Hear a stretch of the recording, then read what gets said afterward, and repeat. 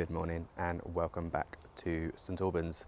It is Sunday morning at about 11 a.m. and yesterday on Saturday we spent most of yesterday tidying up plot 79 to kind of give it a bit of a spruce up after the floods and get it ready for the next time that it's sunny, which it is today, which is lovely, to be able to whiz round and give you a in-depth plot tour of plot 79 to show you how everything is, everything on the plot, and what our plans are for the future. Like I said in the last video, I don't think we'd normally want to spend any time tidying before a plot tour because I think it is important to be able to show everything that's working and not working, warts and all. But in this case, because there was a couple of floods and it's the first plot tour and we had frost and it's autumn, everything was just looking a little bit too disgusting to be able to show you around, and we would spend more time focusing on how disgusting everything is rather than focusing on the stuff that's actually on the plot and what we want to do in the future. Also, one thing I wanted to mention as well is that I try really hard to do plot tours all in one take, so it will be one take from start to finish, hopefully, which is what I've been doing on Instagram, and I think it's quite important for us to do that because then it gives you a true sense of scale and where everything is. One thing that I've noticed watching some other videos sometimes is that if they're all chopped up, it can be quite difficult to figure out exactly the scale of stuff, where stuff is, and that kind of thing. But I'm hoping by doing one take from start to finish, which could be quite long, it could be about 45 minutes, I'm hoping that it will give you a better sense of where everything is and make you feel like you're walking around with me. So with that in mind, let's get going. What a glorious day. So as we approach plot 79 from the site entrance, the first thing you agreed with is this massive green here between these two trees. So that's an ash and that's an old elderflower, I think, that's now dead with lots of ivy growing up it. I think this died during the flood this year. But when we took over this plot, this area here was just full of brambles. Like some of it was growing, some of it was just dead, and it was like growing up into the trees. And it was full of rubbish. There was a metal crate in there. There was an old water tank, a broken water tank there. There was loads of stuff just dotted about in here, and it was completely overgrown. So one of the first things we did was to cut all this back, open it up, and then decide what to try and do with this area.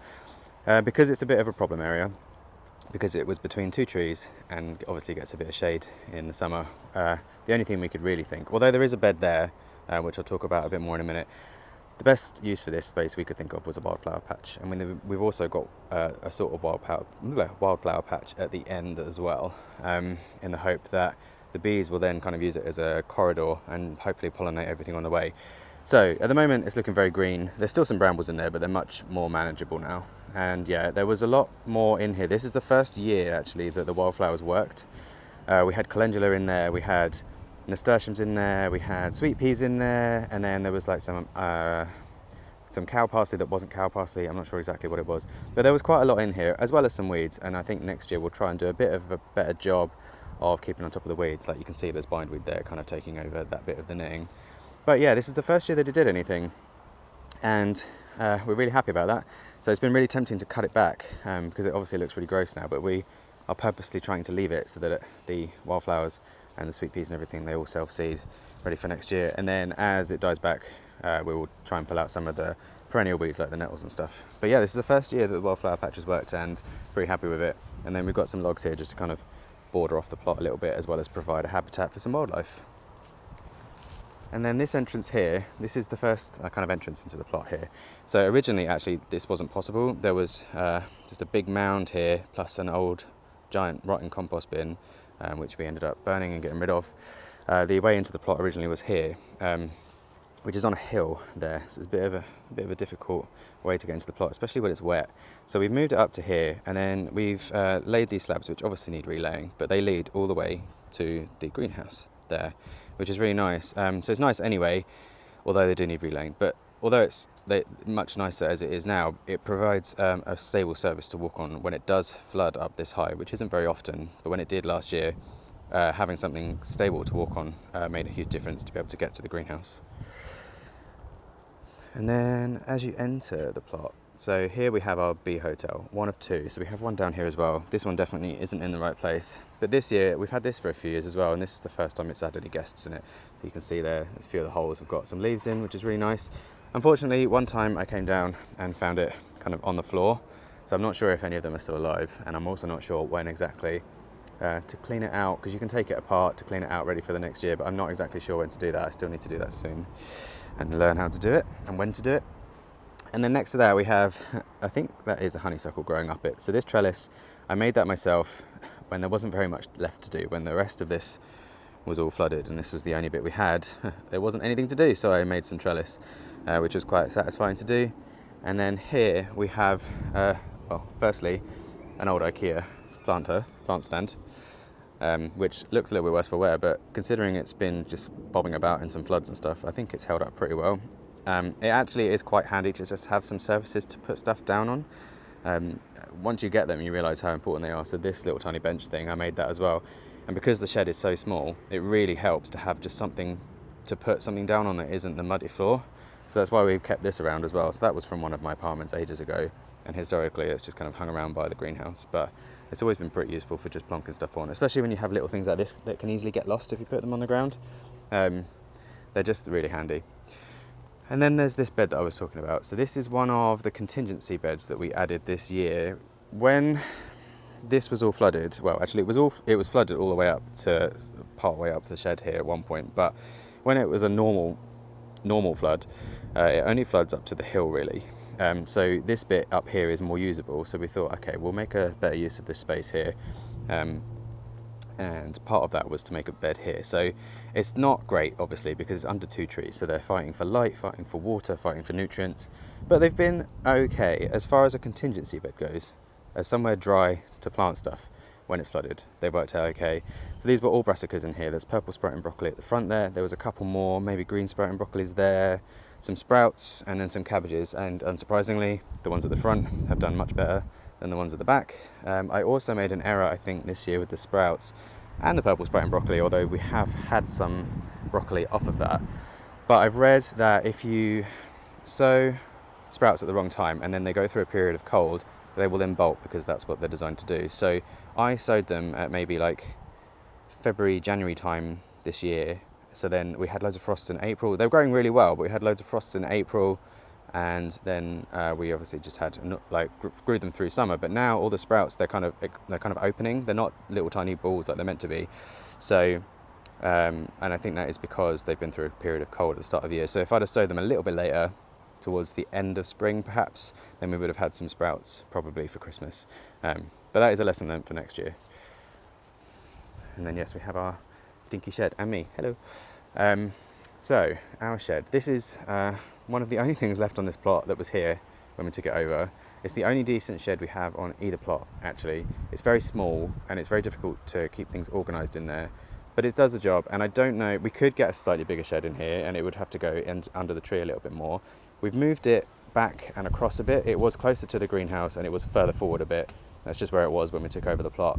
But we moved it back so it's in line with the greenhouse, which pleases me greatly.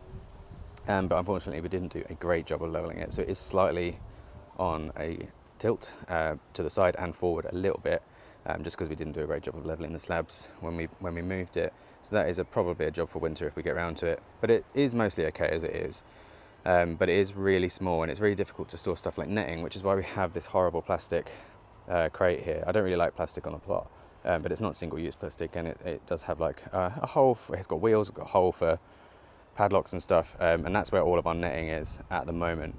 And we're considering getting some more for storing the pots that are currently just stacked at the back of the greenhouse, taking up a ton of room. It'd be nice to be able to find somewhere that keeps them away from slugs and safe from being blown about by the wind, but also keeps them out of the greenhouse and out of the shed so that we have as much room in them as possible. So you might be wondering about the CCTV as an operation sign and the cameras that we have dotted about the plot. I'll talk about those. So when it first flooded at the end of 2020, obviously it was really bad, and because we live nearby, we were coming down every single day and we were checking how much the water was coming up or going down. And it got a bit tedious having to come down every day. So the original idea, we just had one camera which was there. We had a Xiaomi camera, and we just had that, and it was just to check the water levels, and it worked really well.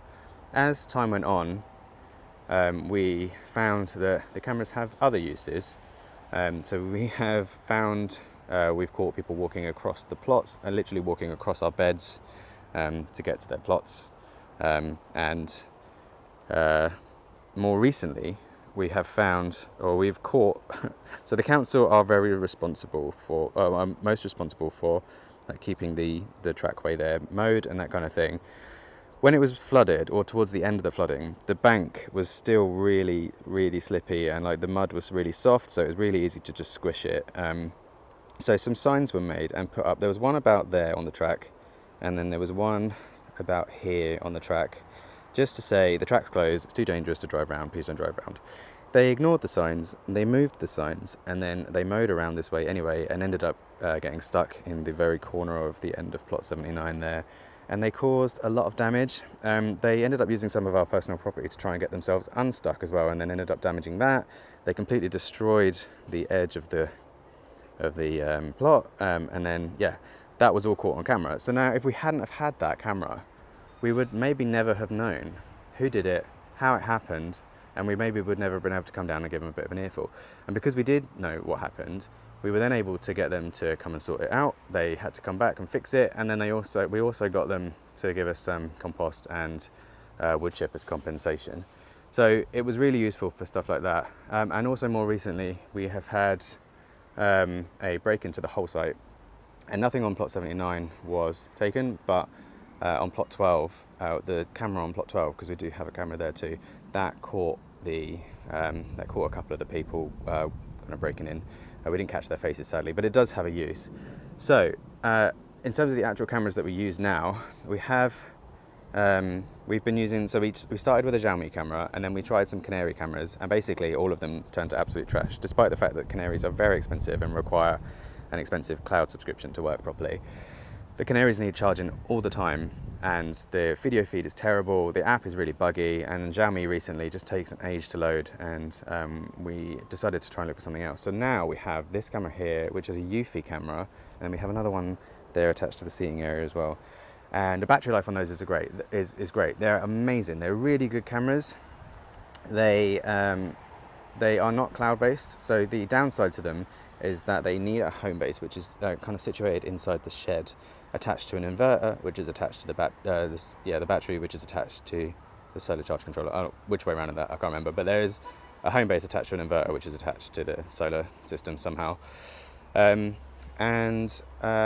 draws quite a lot of power. So the main downside to it is just that it sometimes drains the battery, and that is a very easy fix for us because we have a really big 160 watt solar panel here, which charges up the battery that we've got. I can't remember exactly what capacity the battery is, but it's not big enough for the solar panel that we've got, and also not big enough now because we need more power to be able to keep the home base powered overnight. But that's an easy fix. We'll just upgrade the battery, and then what that means then is, the UFEs, they just so quick that the feed just loads instantly because they're not cloud-based. It's just on the home base, and then you just connect to the home base when you need to. They're also HomeKit as well, so if we can get a home hub down here, we could technically have it all on HomeKit too. And the way that they work with the internet is just that we have a 4G MiFi dongle in there, and then that acts as their router, and we just top up the data when we need to. And the sign is just for legal reasons because we wouldn't be able to prosecute if we didn't have it. So down the side here, we have got some bulbs which Sergio has planted, tulips and daffodils, I believe, ready for next year. And then this is what remains of our potato harvest this year. So we did them all in bags, some in proper potato bags and then some in old compost bags. They were really good actually. They served a couple of purposes as well. One, as it was flooding, because the flooding came back, we were really nervous that it was going to come all the way back up here again. So we had them in bags, which is great because it means that we could raise them up or even move them over onto plot 12 or whatever we needed to do with them to keep them going. But also, they're so much easier to harvest. Absolutely love it. You just empty it into a wheelbarrow, and then you can do what you want with the compost after. So I really like the system as well because we now have a use for old compost bags, which is great. And the more we get, the more potatoes we can grow.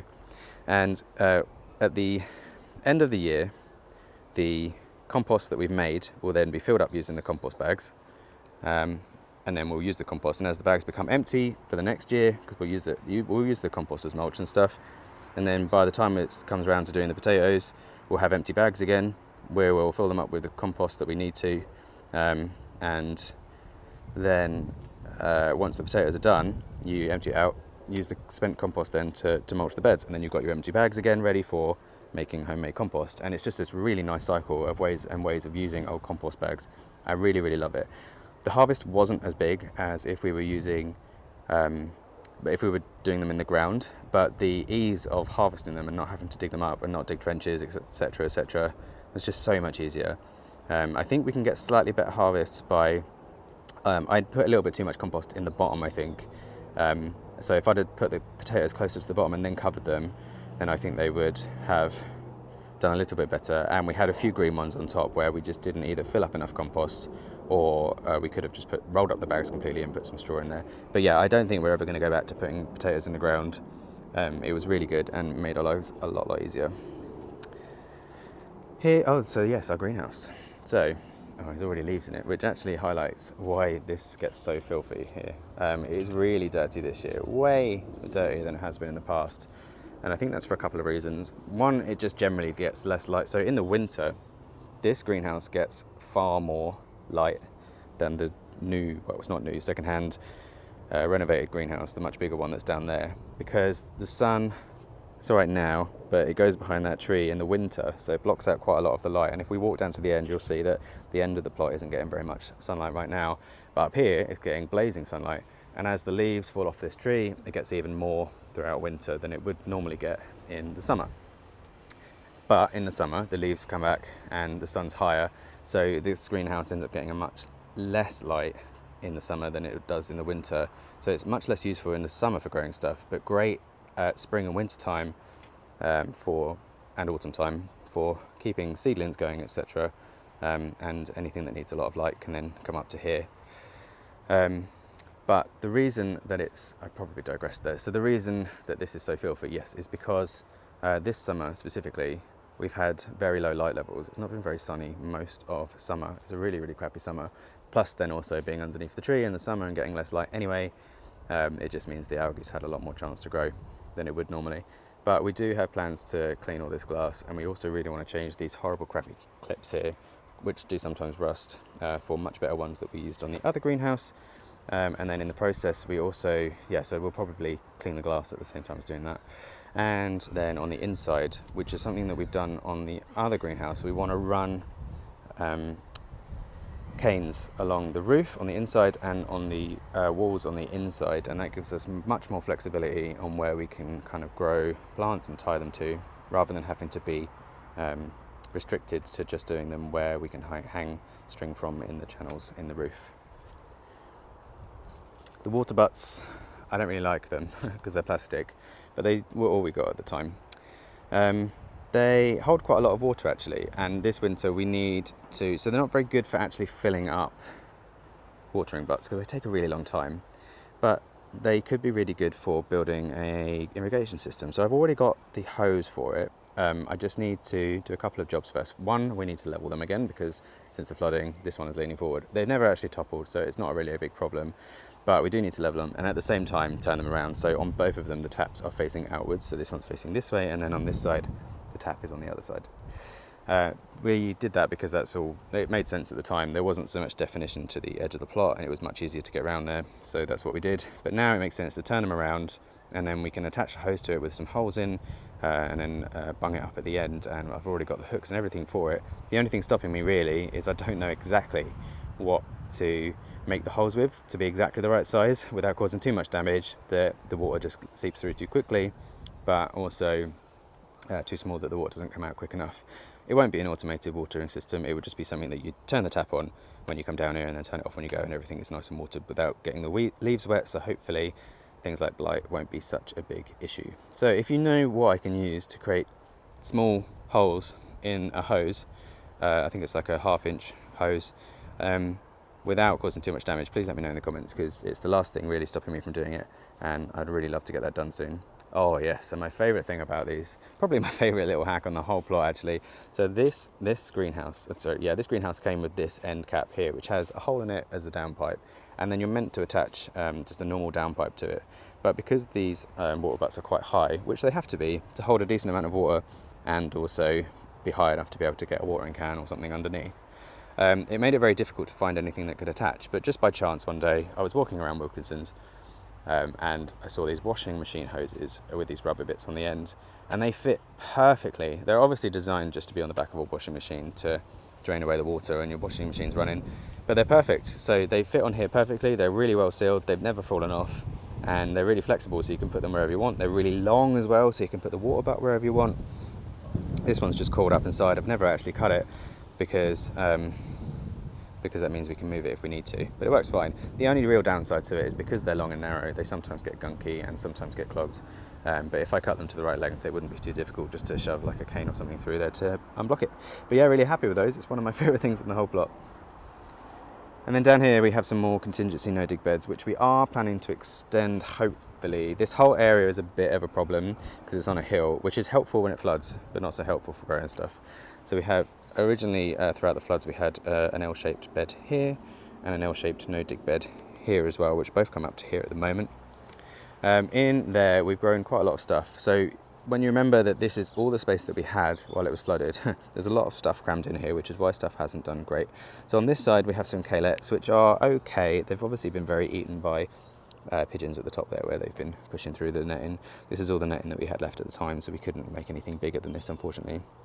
But they're doing okay. There's 2 of them in there, which is way too close together. And I think they are then obviously sucking up the water from these golden beetroot here, which they're fine, and they are starting to form beetroot at the bottom there, but they are taking a very, very, very long time to do it. And I think that is just because of the proximity with other things. We also had some turnips here, some chard, which looks amazing, but doesn't taste great. But they're mostly just for aesthetic purposes. And then here we had some rocket, some radishes, some courgettes, some purple climbing beans, and then in here was our peas. And then once the peas came out, I would just put in some more purple sprouting broccoli ready for the winter, which had a little bit of slug damage, but mostly fine with the pigeons. And then here we have some more sprouts, which were doing okay, but the same problem there. The sprouts are opening up, if I can show you there. Oh, let's do this. So probably still edible, but not as they're meant to be, and for the same reason that I sowed them too early. And then here we had a couple of cabbages, which have fallen, as you can see. So these are no-dig beds with some cardboard underneath, and I think lesson learned for next time is that these top-heavy type of brassicas, so cauliflowers and cabbages and stuff, they, maybe not cauliflowers to the same extent, but cabbages definitely are way too top-heavy for a no-dig bed, and once they get to a certain point, especially on a windy site like this, they end up just toppling and the root ball gets broken. They have grown okay and they are still usable, but not great for a first-year no-dig bed where the card hasn't completely degraded yet.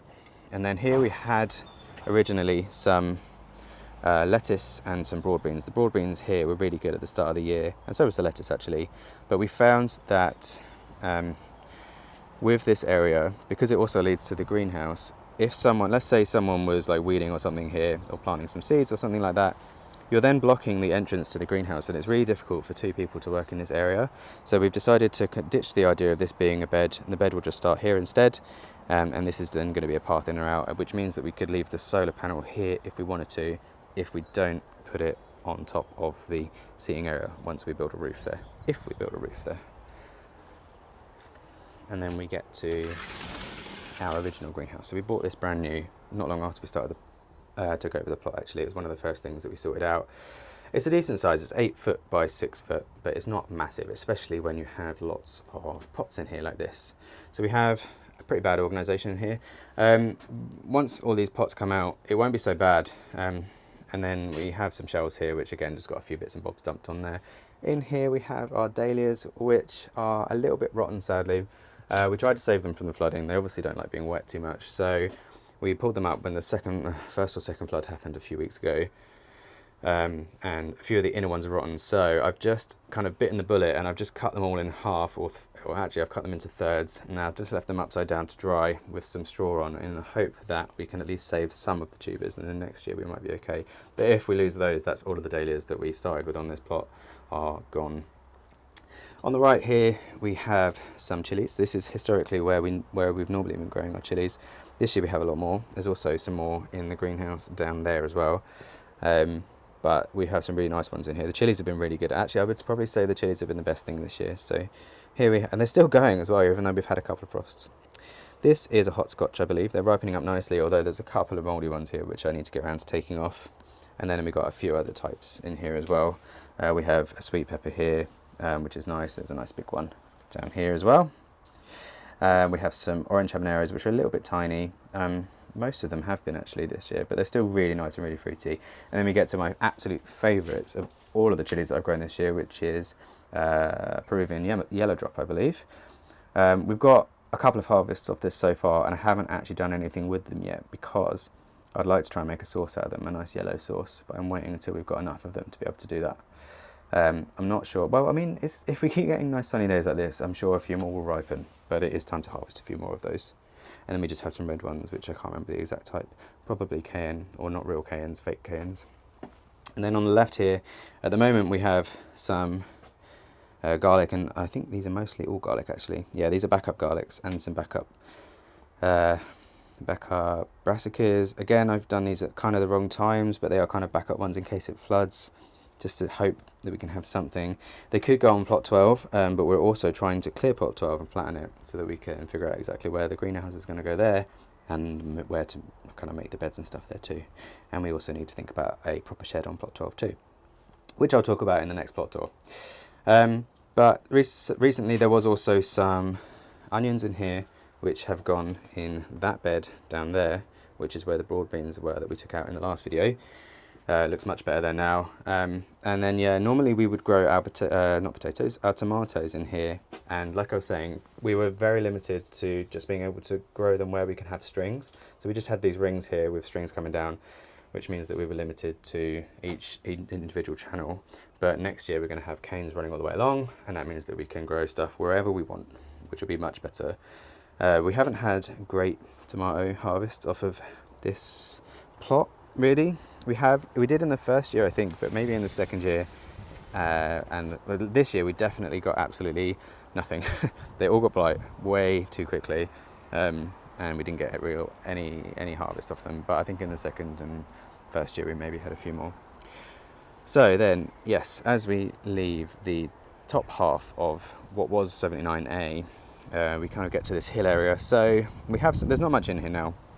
There was alliums in here, some sad looking leeks over there, and then we had some radicchio, parsley, basil, that kind of thing in this bed, but that mostly has come out now, which is fine because we actually want to change these beds up a little bit because they're huge. They're not so bad for things like onions and squash and that kind of thing, but when you're trying to grow rows of parsley and stuff like that, it gets very difficult to manage because there's such big rows. You end up having to walk on the beds to have to water them, and it's really difficult to weed them because they're so huge. And then if you also want to just do no dig, you end up using an absolute ton of compost because it's such a big bed, and really you only need to do it in channels. So I think we're thinking about making it so there's paths in, so it's kind of an M shape, or more than an M shape, but you get what I mean. And that way we can then have just channels which we need to dump compost into rather than one massive bed, which should also make it easier to manage, harvest and water and weed and everything.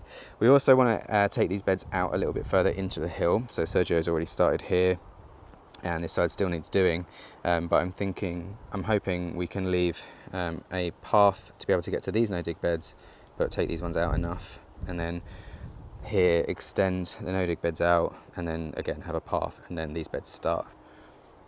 Here we have some old IKEA planters. We don't really know what to do with them yet. They were from one of my apartments a long time ago where all we had was a balcony, and they were really good for that, but they don't really make a lot of sense on this plot. They'll probably end up being used for something like strawberries, especially as we start to propagate a few more, but they're just there at the moment, just kind of hanging out, not really knowing what to do with them.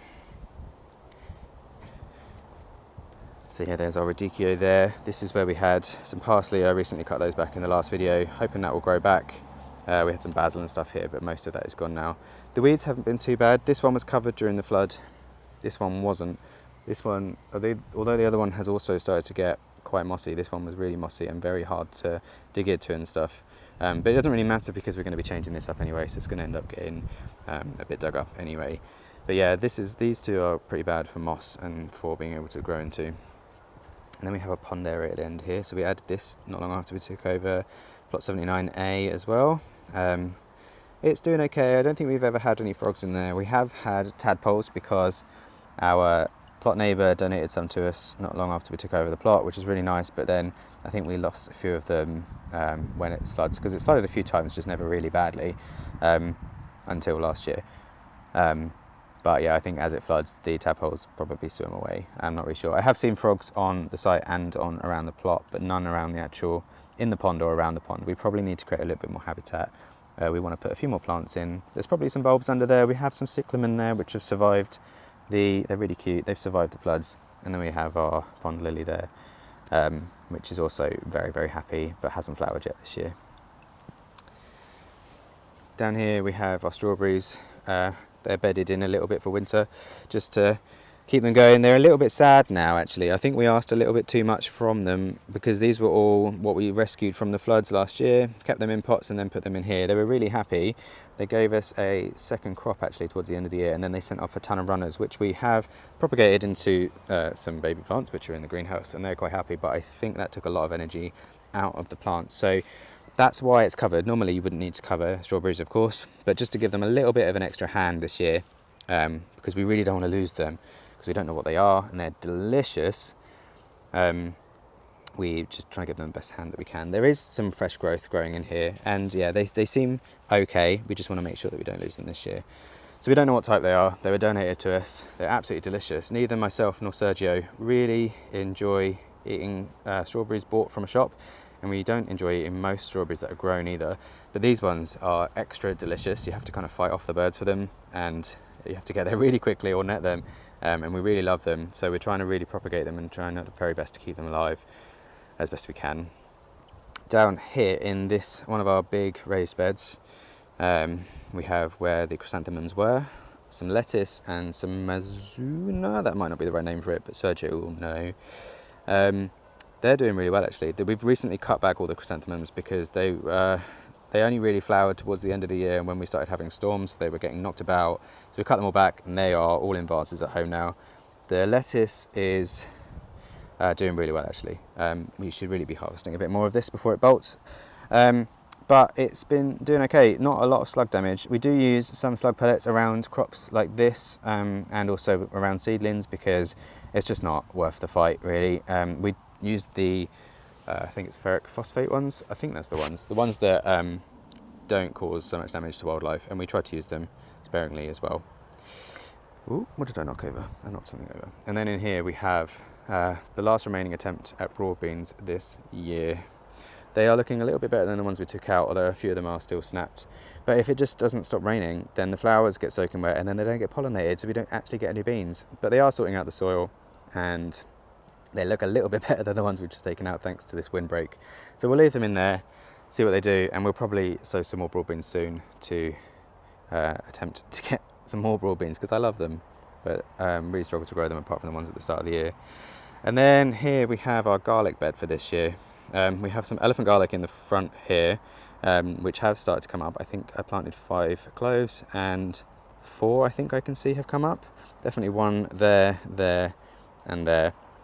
And I think there is another one coming up that I saw the other day. And then the rest of it is softneck garlic, which is also doing pretty well, and was okay despite the couple of floods that we've had. These raised beds. So I've had a request to talk about these beds a little bit more from the Eco and Beyond team.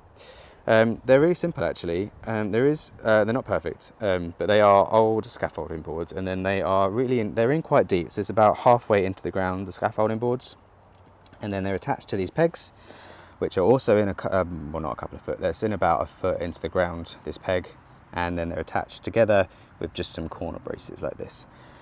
They are looking very chalky because of the chalk water that came up with the flooding, but other than that, they've survived the floods really well. They haven't rotted, they haven't floated away, which is the most important thing. They're completely fine. The only thing, so this square one is fine because it's just 4 normal pieces on the corners. This one and the other one, this bed and the other bed, unfortunately, we made a bit of an error when we tried to join them to make them a bit bigger. So we wanted kind of an inset for this pond area. So we used 2 pieces and tried to join them, but we used just these flimsy metal braces here, these metal plates, and they bend really easily. So as we were adding soil, because there was not enough support on this side at the time, they've ended up bending out. It is fixable, we just need to dig away each side and maybe put something like a peg in, push it in and straighten it up. But if I could go back and do anything, it would be not to try and join them, or to join them properly, but I would rather just get a one piece that fits all the way down. So we get our wood from a wood recycling place. It's a non-profit wood recycling place in St Albans, and they will deliver it to, and they have an eBay shop, and they have just varying sizes of just like full length scaffolding boards, or some that are cut ready for you.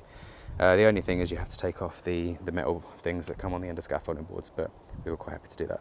This one you can see is a lot more bent, and it bothers me absolutely every time I come down, but we just haven't really had the time to fix it. It's very low on the list of things to fix, although it bothers me all the time.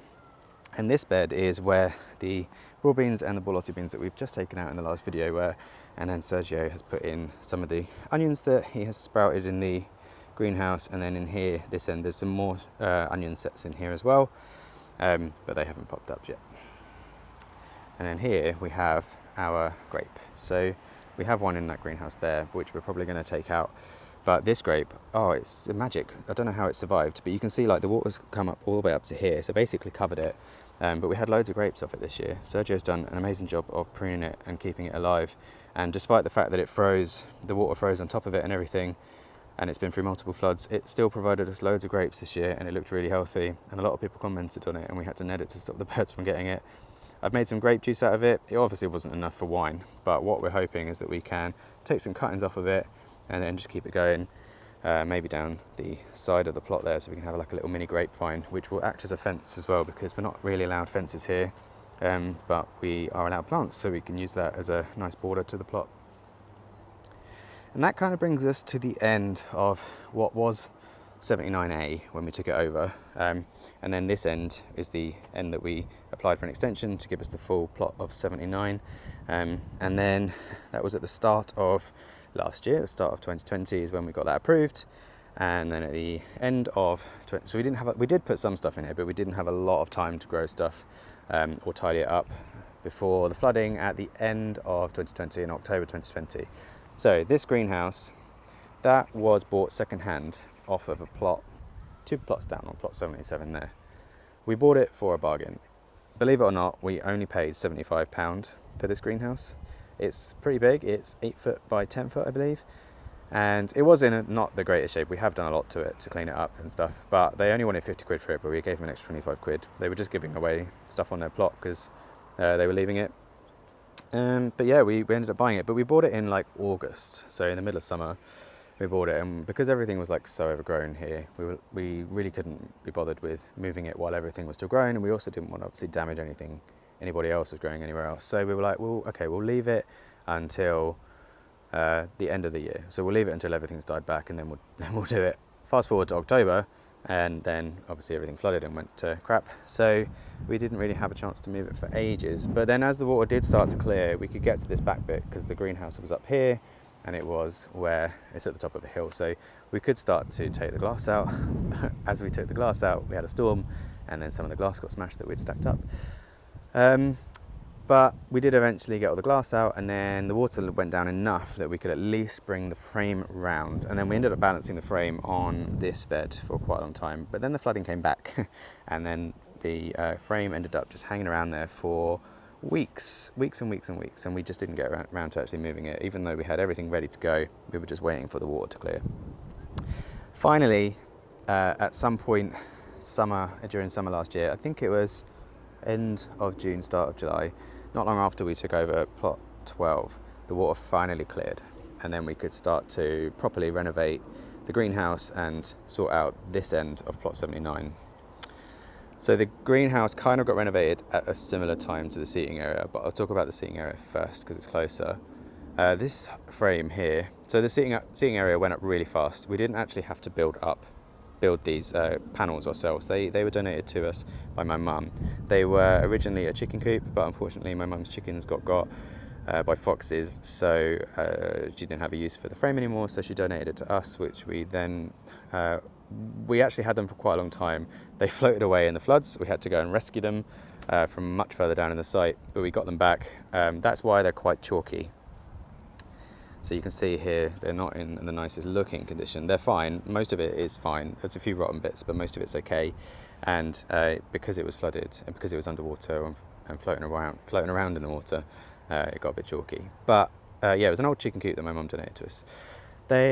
It's very simple to put up actually because of that. So we only have 4 posts in here. So we have 4 in each corner, of course. They're like the foundations or the framework for the seating area. And then these panels are just attached to it with some big old wood screws.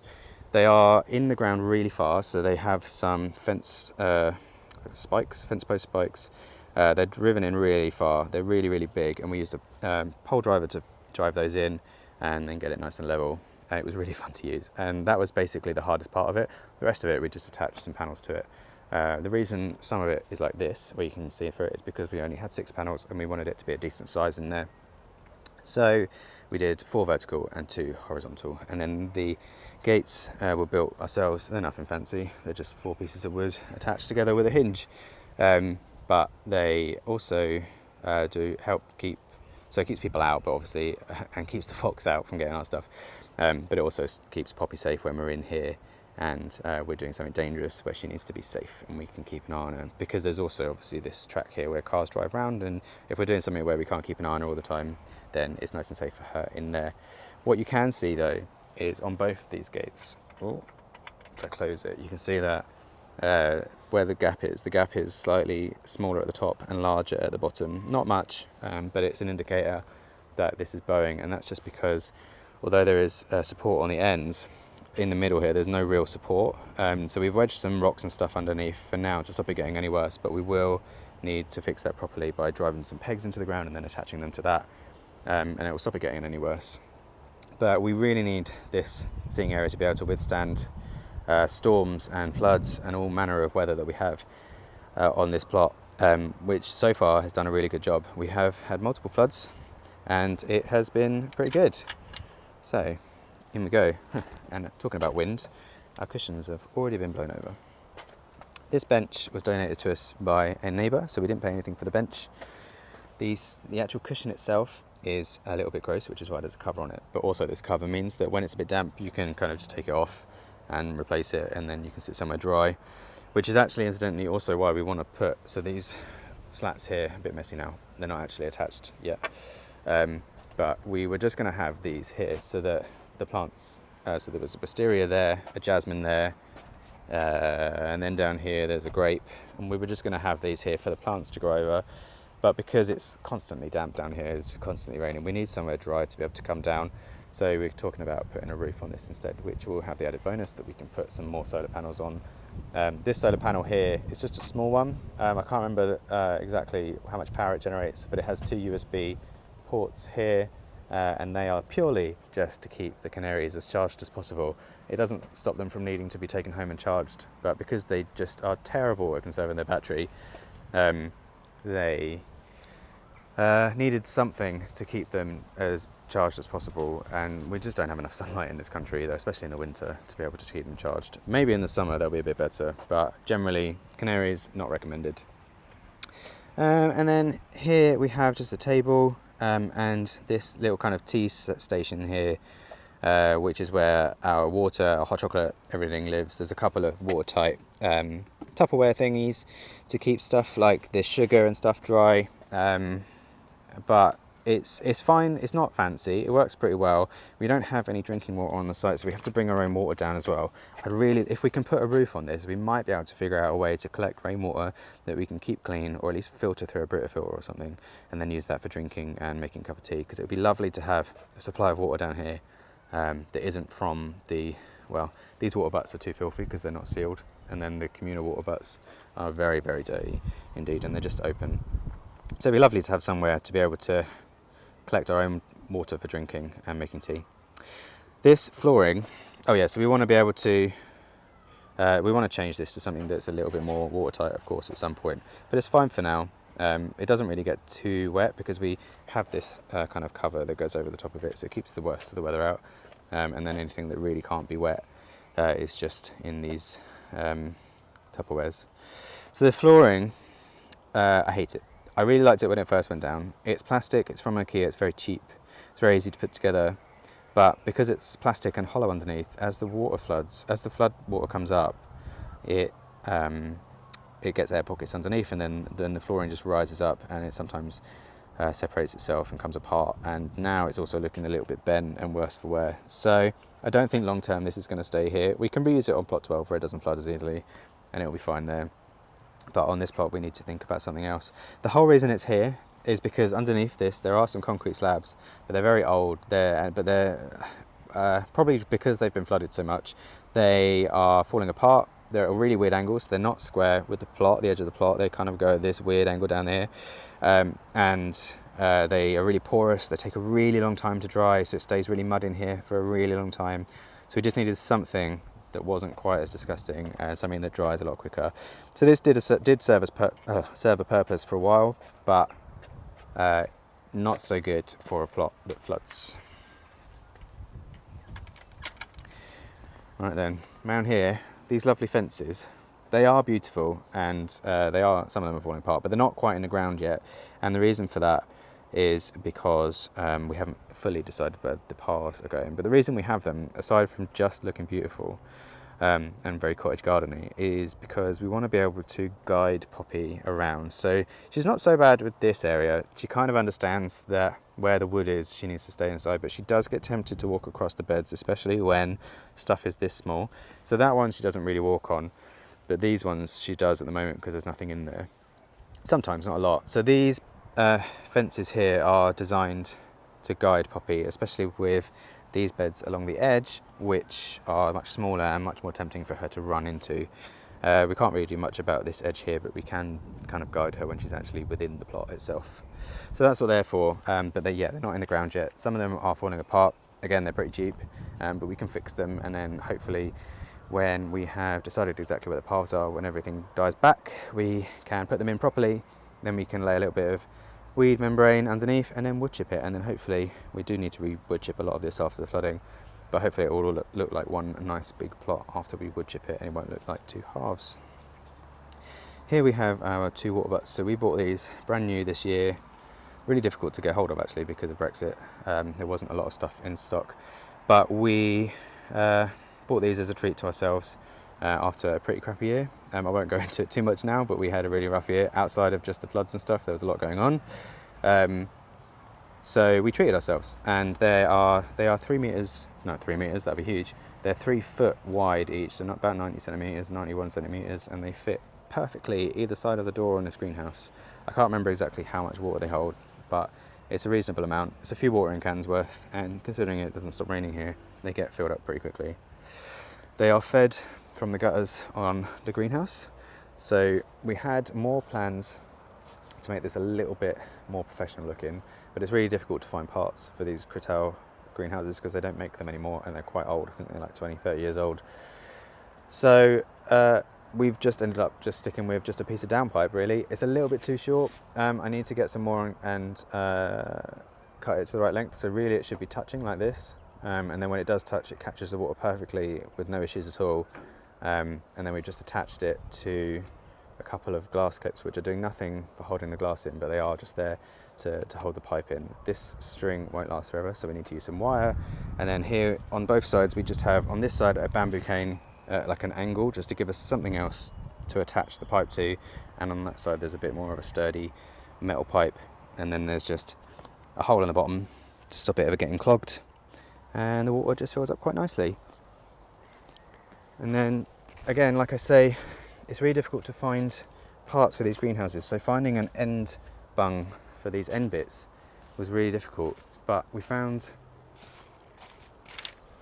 some putty stuff. I think it's builder's putty, I can't remember exactly what it was, but basically you knead it together, and then once it's all kneaded together, you kind of push it in and mould it to the shape that you need. In this case, I've pushed it out, tried to form a bit of a seal in there, and then after 24 hours it becomes solid and it seals, and it does a pretty good job actually. Not the nicest looking, especially this side where for some reason it's got this weird look to it. I probably didn't knead it properly, or I think there might be a piece of plastic still in there. But they do the job. They stop the water coming out this end, and the water butts get filled up. So pretty happy with that. And I think with the other one that's a bit gross, I think we can just take it out. But these don't come out at all. They're really good. They seem to have bonded really well to the metal. So not bad, considering we can't get any pieces, any parts for this greenhouse. And then the same deal on this side. too low, didn't cut it very well, so we need to get some more pieces to make it just touch properly. But for now we just kind of wedge some stones under there when it starts to get a bit low, and actually it's quite good because it means we can regulate the amount of water that goes in there. When it gets full, we can stop it getting filled up quite so quickly until we're ready to use it. So here we go into the big greenhouse. This is the greenhouse that we renovated at the summer this year, and a lot of the glass was filthy. It had some of that powdery shading stuff on, which I absolutely hate, which we ended up cleaning off. We cleaned each piece of glass individually. We did need to cut some glass as well, and annoyingly the pieces that broke and needed replacing were these corner pieces, these end pieces, which are not a square shape. So there was a few others as well to practice making.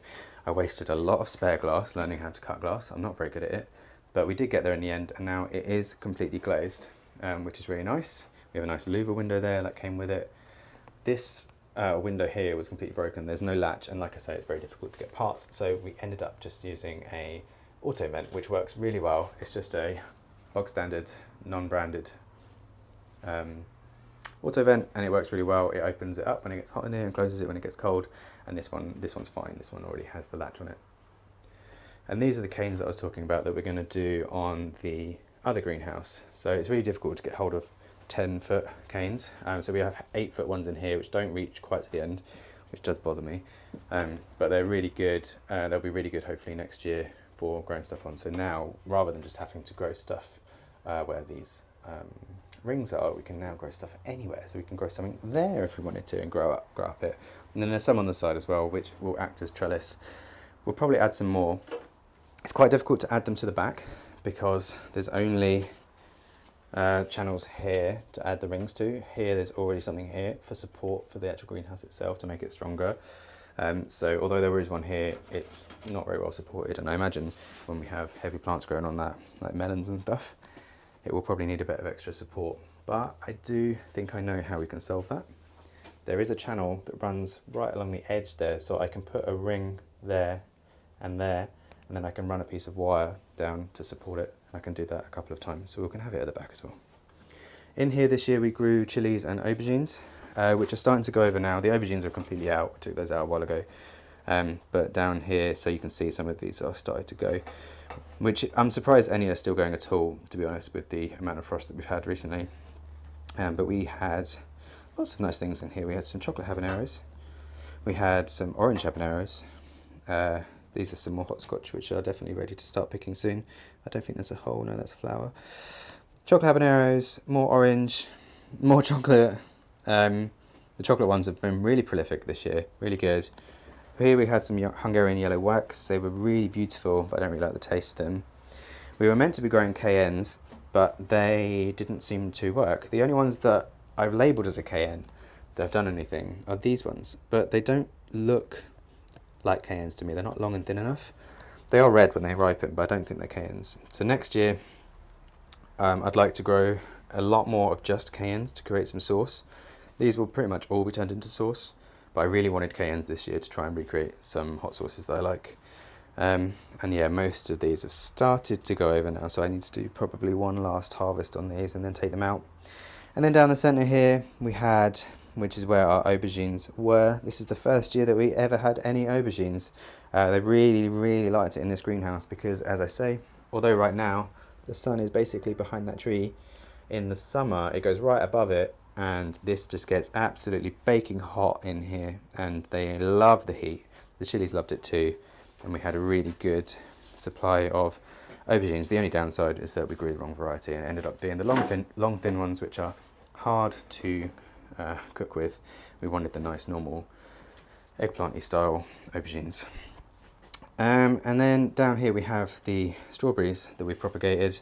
They were the ones I was talking about earlier, so we've taken quite a lot of runners off of the other plants, and we're going to try and keep these going. They're pretty happy. And then we have some not great looking lavenders, which we were hoping to use as a hedge, but we just never got around to using them in the end. Some of them are still alive, so we can save some of them, but they are looking a little bit sad.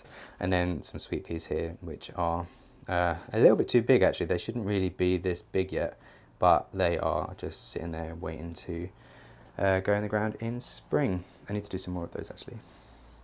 Oh, I've just knocked off loads of leaves off of that chili plant there.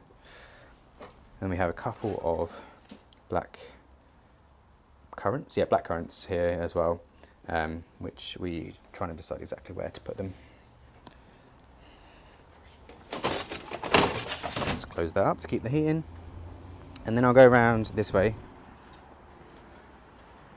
So this stuff here, we don't actually know what it is. We think it's like a spinachy, chardy type thing, but we didn't actually sow that ourselves. As we were sorting out these beds, they just kind of popped up as if we or someone else dropped a load of seeds there.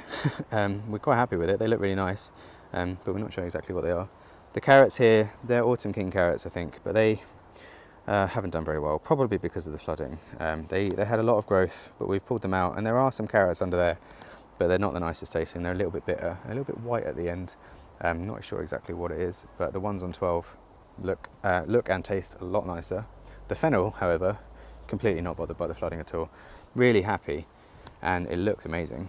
You can see it's starting to bulb up quite nicely, and we've also been harvesting some of the fronds for use in cooking. So we've been using it in making coleslaw. It's a really nice addition to coleslaw. You could also use dill. And then next to that we have some chimichurri. I think this is our second or third attempt of doing chimichurri this year. Each other time it's bolted, but it seems to be quite happy at this time of year and not too bothered by the floods either. So hopefully we'll get some off of that soon. And then this is where the other set of broad beans is that I took out fairly recently in the last video. And then also we mulched it since then. We haven't done anything else with it yet because, as I say, we need to figure out exactly where these paths are. So exactly where this fennel is probably going to be a path in here, so you have another way to get to the greenhouse. But once all this is out, we can decide that. So we'll probably just cover that for now. And then here we have some beetroot. Although it looks very happy and not too bothered by the flooding, there's not actually any edible beetroot bulbs or whatever you call them, roots on there. I'm sure they will eventually, but nice to see that they're not too bothered by the floods. And then on this side, sadly, we have some spinach, which is bothered by the floods, looking a little bit sad and needs to come out. We have had some off it though, so not such a big deal. In this area, although there are some plants over there, which I'll show you in a second, this is kind of the last bit for us to really decide what to do on this plot. So for now, we've just covered it because the weeds are pretty bad and prolific up this end, as you'll see underneath the broccoli over there. But for now, we just covered it to try and manage it a little bit better, and we'll try and decide what to do. We're thinking about putting more fruit down here. So this is a blackcurrant bush, really nice. Sergio's done a really hard prune on that to try and get it to grow some fresh growth next year. We did have some blackcurrants off of it, and it survived the floods, so can't complain too much. But maybe we can put some more here. We also have some raspberry canes from plot 12 that we've saved when we took out the raspberry hedge that the last guy had there. So we might put that here, possibly some fruit trees or something. We haven't really decided yet, but we'll get to that when we do. And then down here, yeah, we have a lot of weeds, but also some broccoli. So these are purple sprouting broccolis, I believe, and some more sprouts there, which again, didn't really get sown at the right time, but still worth a try. Maybe we'll get something towards the end of winter, perhaps, or maybe the start of spring, who knows, hopefully. And then down here is where the pumpkins were this year, but sadly we had 0 actual pumpkins. We had one that started to go, starting to ripen, but then it went mouldy and we didn't get anything off of it. So we're thinking instead we will just put some rhubarb here instead, because it's a pretty good place for it, because rhubarb gets pretty big and can sometimes get in the way. So down here behind the seating area, it won't block out any of the light for the plants on the seating area, but it will give a place that we can grow rhubarb kind of out of the way a little bit. And then lined up behind the compost bins there, you can see all of our well, actually it's not all of it, but this is some of the homemade compost that we've bagged up. So this is all homemade compost here. We have a few more bags free now that we've harvested some potatoes, and there's a little bit left in this compost bin that we need to bag up so that we can turn the others, which I'll show you in a second. But yeah, all of this compost here is homemade, which is really nice. And these sticks are mostly old Christmas tree. We had those in the compost bins, and then all the needles dropped and added to the compost, and then we dug those out, and hopefully next year we can use those as pea sticks, which is a really nice way to use old Christmas trees. And then we get to the corner of the plot. So it's a bit of a weird shape here, it bends round, and it's always been a bit difficult to figure out exactly what to do here. So that's why we have the compost bins here and the table. as well. So it ends up being our potting station. You can see it's going a bit green at the front of the compost bins and on the table because, as I say, we don't get a lot of light here. The sun is there right now and it is 1:30. So yeah, in the summer, of course, this will get a lot of sun and it'll probably sort out the green on the front of the compost bin and stuff there. This table was found on plot 12. I absolutely love it. It fits perfectly here for a start. It's pretty sturdy. The only issue with it right now is that it's coming apart where the actual individual slats are, which is fixable. We just need to put them back in and then attach some metal braces underneath. But the bones of it's really good. It folds down and it's not rotten or anything. It's really good and I really love it and I'm really happy that we've got it, and it really fills the space up nicely. We were thinking about getting another compost bin, but I much prefer having the table here. We can always get some more compost bins on plot 12 if we need to. So the compost bins themselves, they are 1,000 litres each. We have 3 of them and we put all the fresh stuff into this compost bin here, and it's actually already starting to drop down a bit, but we do need to turn it soon, and then we turn it into this middle compost bin, which is also ready to turn. That was so full that we ended up having to put some leaves into this one, and then we turn it into the final bin here, where hopefully by the time it needs to be used, it gets turned into fresh compost for us to bag up, or if there's enough in here as well, we can just use it directly from the compost bin when we're potting up, which is really, really nice. Sometimes we need to sieve it, and anything that we sieve, we just put any bits from the sieve, we just put it straight back into the own compost to start the process again. This sieve on top is a homemade sieve made out of an old crate, which is what the glass for the original greenhouse came in. We put some wire in there and turned it into a nice big sieve.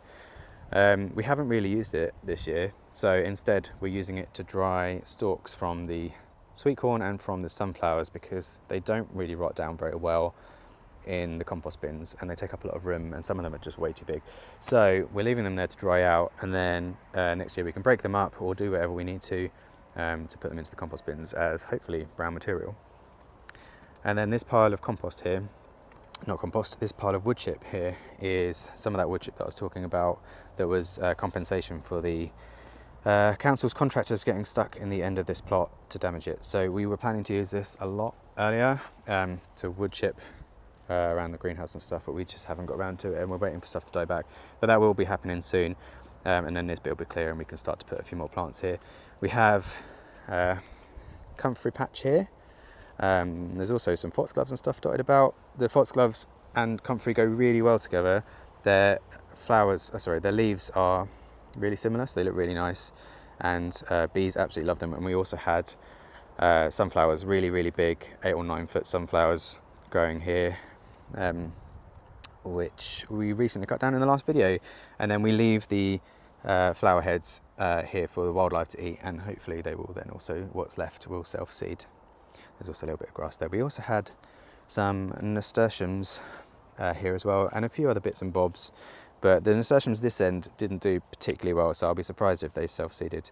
But the sunflowers, the comfrey and the foxgloves all did really well, and will hopefully come back next year. And as I say, that will then end up being hopefully a kind of a corridor for the bees and pollinators to pollinate their way down our plot to the other end where the wildflower patch is, and make everything all nice and pollinated, so we get lots of lovely veg. So these breeze blocks, probably the last thing to talk about, and you won't be surprised to know that they are here to stop people from driving into the plot. These were put up fairly recently when these boreholes here were put in by the water company, and they once again drove way too close to the plot and ended up damaging the edge of it. So these breeze blocks we had laying about left over from laying the greenhouse base, so we thought as a semi-permanent solution we've just put them on the edge. They're not pretty, nor is this fence, which serves the same purpose, but they're here just to stop people driving too closely. You can kind of see here, this is where the track is meant to go. So you're meant to drive around the plot, but people cut the corner and drive a little bit too close and then end up getting stuck, especially just after it's been very heavily raining. So not the prettiest end to the plot, but it's really nice here when all the sunflowers are up. They're really tall and they just provide a real burst of colour at the ends of the plot, and they are just a really nice kind of bookend to each end of the plot. I absolutely love them, and I'm hoping we can keep them going. They're really, we kind of just found them on the plot. They self-seeded all over the plot when we took it over, and we've just tried to keep them going because I've never seen sunflowers so big. But yes, that I think comes to the end of the tour of plot 79, which I hope you have enjoyed. So there we have it, the very first end-to-end full plot tour for the channel of plot 79. I hope you enjoyed it. It won't always be that long, I promise. I appreciate that was a really long one, but I thought it was really important to go through everything and just kind of explain why stuff is a certain way. And hopefully it gave you a good sense of where everything is on the plot. So going forwards, if you've watched this video, you'll understand what we're talking about when we talk about certain things and when we're showing you different areas of the plot during normal videos. The next video is almost definitely going to be a tour of plot 12. Hopefully we can have a few more days of nice weather like this, and I can show you around there. That one also won't be anywhere near as long as this one because it's a much smaller plot. It's not as mature, there's not as much to talk about. There is a couple of cool things to talk about, which I will show you next time and talk about next time. But until then, I hope to see you in the next video.